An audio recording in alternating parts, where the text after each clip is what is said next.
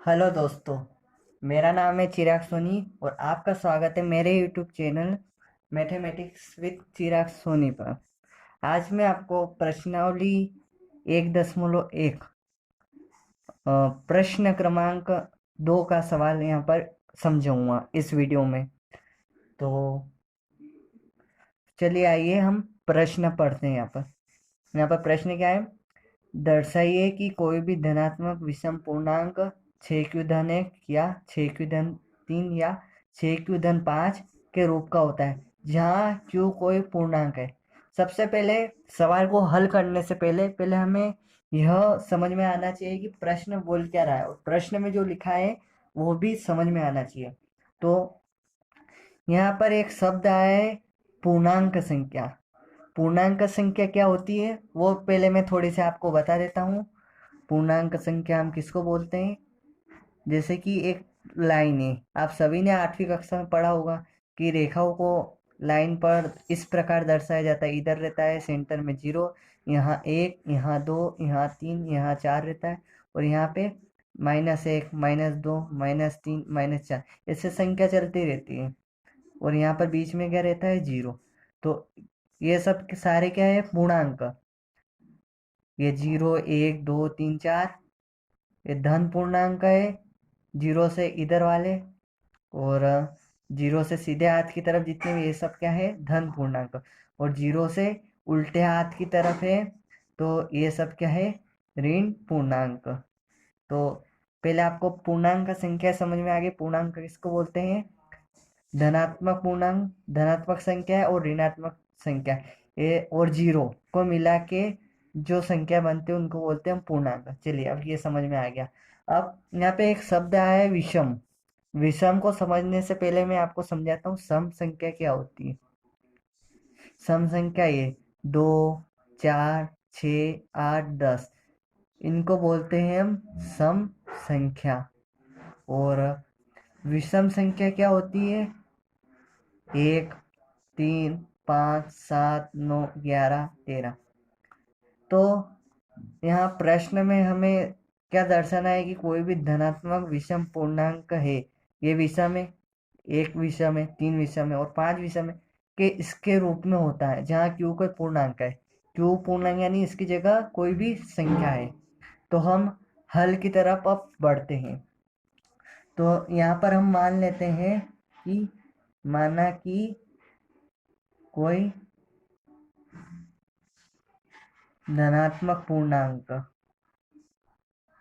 एक तो ए मान लेते हैं, वो b बराबर 6 मानते हैं। b बराबर 6 क्यों मानते हैं? क्योंकि यहाँ प्रश्न में ही दे रखा है b बराबर 6। ये जो 6 लिखा हो ना इसको b मानना है और एक पूर्णांक मानना है a। अब हम जानते हैं कि क्योंकि हम क्या जानते हैं? हम जानते हैं कि यूक्लिड विभाजन प्रमेय का क्या होती है?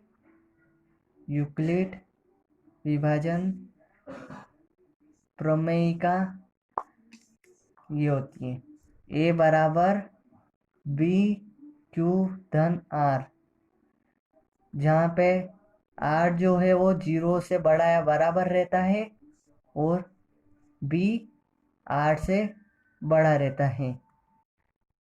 ये हमारी क्या है? यूक्लिड विभाजन प्रमेय का। तो अब इसके बाद हमें क्या करना है कि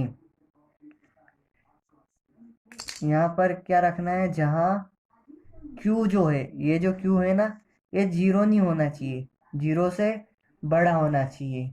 और यहाँ जो R लिखा हुआ है यहाँ पर R क्या होना चाहिए? या तो 0 होगा तब भी चलेगा, 1 होगा तब भी चलेगा, 2 होगा तब भी चलेगा, 3, 4, 5 और 5 तक ही केवल। 5 तक क्यों लिखा? क्योंकि यहाँ पर 6 है ना, इससे एक कम, 6 से एक कम 5, इसलिए यहाँ पर हमने केवल 5 बिंदु ही लिए हैं।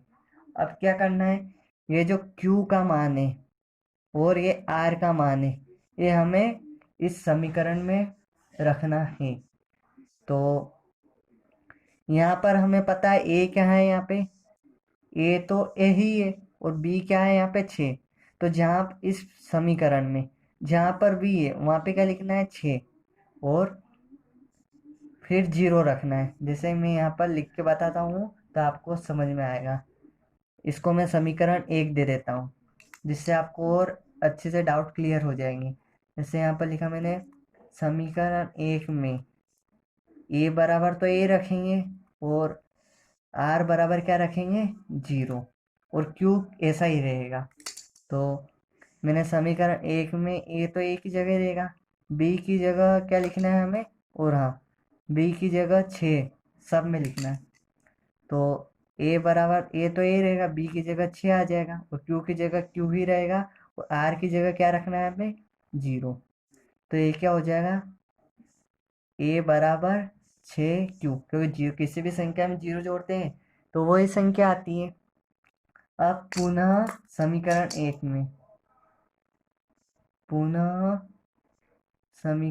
एक में ए ही रहेगा। आर बराबर यहाँ पर क्या रखा था, 0, अब क्या रखेंगे, 1, और बी बराबर 6, क्योंकि बी तो 6 ही है ना, इसलिए बी 6 रहेगा। तो अब क्या रखेंगे, एक ए यही रहेगा बराबर, बी की जगह 6 यही रहेगा, धन आर की जगह यहाँ पर 0 रखा था तो यहाँ पे क्या रखना है, 1 रखा। तो ए बराबर 6 हो गया। वापिस से आप क्या रखेंगे, पुनः समीकरण 1 में ए की जगह रखना है, आर बराबर यहाँ पे क्या रखा, 0, यहाँ पे 1 रखा, तो यहाँ पे क्या रखेंगे, 2 रखेंगे। कहाँ तक रखेंगे, 5 तक। अभी तक 2 में ही पूछा हूँ, बी बराबर 6 ही रहेगा इसमें। तो कैसे लिखेंगे इसको, ए ए की जगह ही रहा, और बी की जगह 6 लिखना है, 6, और क्यू ऐसा कैसा लिखना है, फिर क्या लगाना है, धन लगा, और आर की जगह लिखना है 2, ये 2 लिखा। ठीक है। अब वापिस क्या करना है, पुनः समीकरण 1 में ए ही रखना है, आर बराबर क्या रखना है यहाँ पर, 3, और बी बराबर 6 ही रहेगा।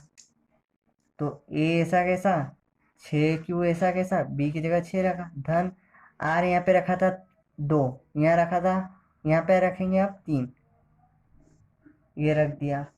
अब क्या रखना है, पुनः समीकरण एक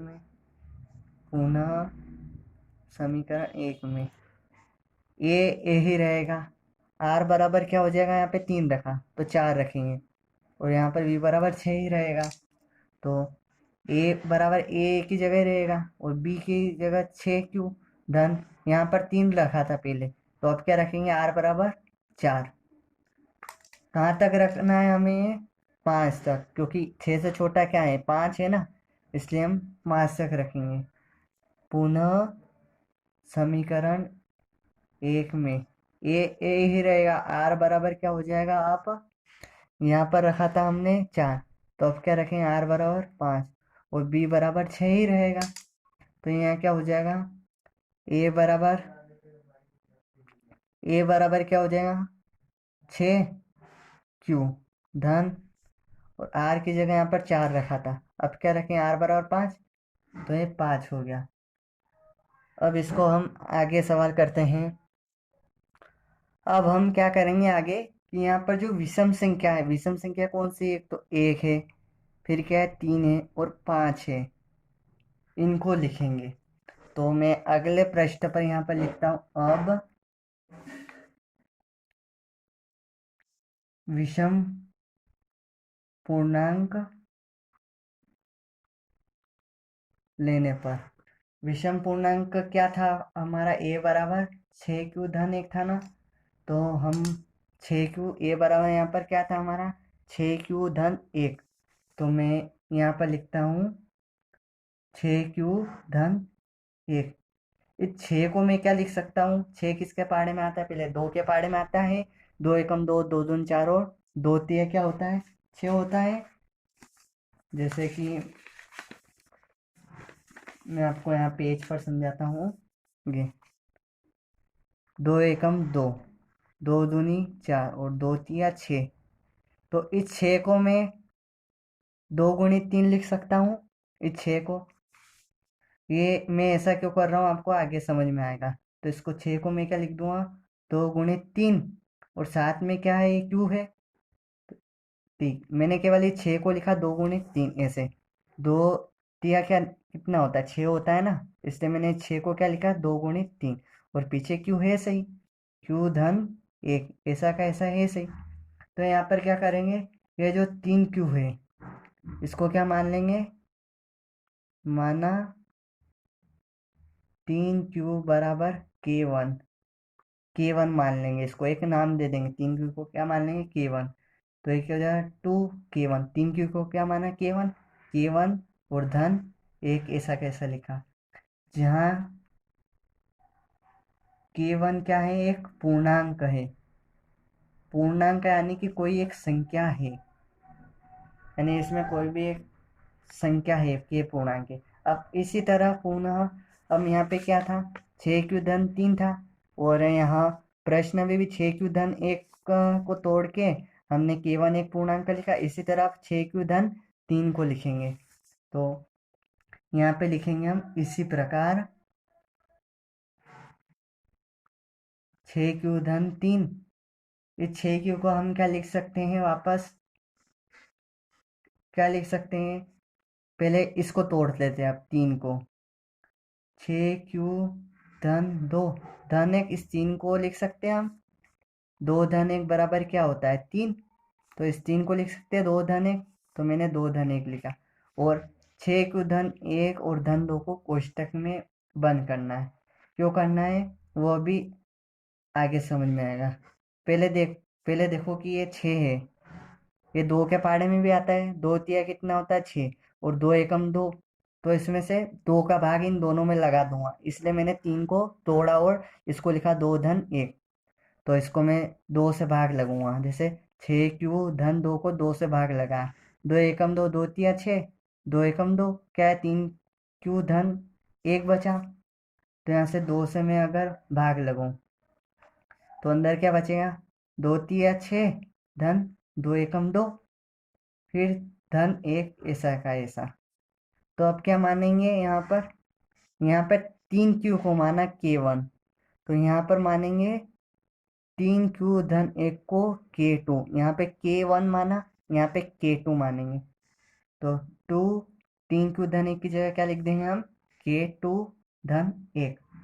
अब इसी तरह अब यहाँ पे वापस देंगे, जैसे यहाँ लिखा जहाँ के 1 क्या एक पूर्णांक है, तो यहाँ पे भी लिखेंगे जहाँ के 2 एक पूर्णांक है, ये के 2 पूर्णांक है, इसलिए लिखा है यहाँ पर। अब इसी प्रकार अभी एक विषम पूर्णांक और है ना हमारा, क्या था यहाँ पे प्रश्न में, देखिए ये 6 क्यू धन 1 हो गया, 6 क्यू धन 3 से भी लिख लिया, अब क्या बचा 6 क्यू धन 5, तो इसको भी हम लिख लेते हैं 6 क्यू धन 5। तो इसमें 6 क्यू धन 5 को हम क्या लिख सकते हैं, 6 क्यू ऐसा कैसे रहेगा, धन 5 को लिख सकते हैं 4 धन 1, फिर इसको कोष्टक में लिख देंगे, फिर इसमें 2 से भाग लगा देंगे, 2 तिया कितना होता है 6, धन 2 दूनी कितना होता है 4, और धन 1 ऐसा ऐसा। अब वापिस यहाँ पर मान लेंगे, माना 3 क्यू धन 2 बराबर, इसको के 1 माना, इसको के 2 माना, इसको क्या मान लेंगे, के 3, और क्या लिखेंगे यहाँ पर, जहाँ यहाँ ऊपर क्या रहा, के 1 पूर्णांक था, यहाँ के 2 पूर्णांक है, और यहाँ पर कौन सा पूर्णांक है, के 3, 2 के 3 धन 1 लिखा, जहाँ के 3 एक पूर्णांक है। पूर्णांक का मतलब मैंने समझा है भी दिया, या तो धन की कोई संख्या या कोई भी माइनस की संख्या या जीरो भी हो सकती है। तो अब इसी तरह यहाँ पे आखिरी में एक लाइन लिखेंगे इस तरह, इसमें विषम पूर्णांक क्या था, एक तो 6 क्यू धन 1 था, फिर क्या था 6 क्यू धन 3 था, फिर क्या था 6 क्यू धन 5, है ना, सभी 2 के धन 1 के रूप में है, सभी 2 के, सब में के आ रहा है ना, 2 के धन 1, 2 के धन 1, 2 के धन 1, यानी कि यहाँ पे हमने मान लिया के बराबर क्या होता है, K2 धन K3, जितने भी K के टुकड़े हैं उन सबको K में जोड़ रखा तो बड़ा K बन जाएगा। इसलिए यहाँ पे हम क्या मानेंगे, जहाँ K1 पूर्णांक है, K2 पूर्णांक है, K3 पूर्णांक है, यहाँ पे आप क्या लिखेंगे, यहाँ लिखेंगे आप जहाँ K के पूर्णांक है। ये सवाल आपको बड़ा इसलिए लग रहा है क्योंकि मैंने इसको आड़े लाइनों में खींचा है, तो आप जब कॉपी में करेंगे तो एक पेज से ज़्यादा का सवाल ये नहीं है। यही सवाल थोड़ा सा और बचा हुआ है, यहाँ पर हमने क्या लिखा, जहाँ के क्या है, एक पूर्णांक है ना। तो इसलिए क्या होगा, ये जो 6Q धन 1 है, 6Q धन 3 है और 6Q धन 5 है, सभी 2 से विभाजित नहीं है। हमें पता है कि विषम संख्या जो है वो 2 से विभाजित होती नहीं है, अतः यह सिद्ध होता है कि ये सभी क्या है, विषम पूर्णांक है, विषम पूर्णांक है। और इसलिए कोई भी धनात्मक पूर्णांक, कोई भी धनात्मक विषम पूर्णांक, धनात्मक विषम पूर्णांक 6Q धन 1 है या 6Q धन 3 है या 6Q धन 5 के रूप का होता है। तो आपको ये सवाल समझ में आया होगा। अब मैं इसके अगली वीडियो में प्रश्नावली 1.1 का तीसरा वाला सवाल समझाऊंगा। तो आशा करता हूँ कि ये वीडियो समझ में आई होगी। आप इस सवाल को अच्छे से कीजिएगा। मैंने बहुत ही अच्छी तरीके से समझाया आपको। मेरी इस वीडियो को देखने के लिए आपका धन्यवाद।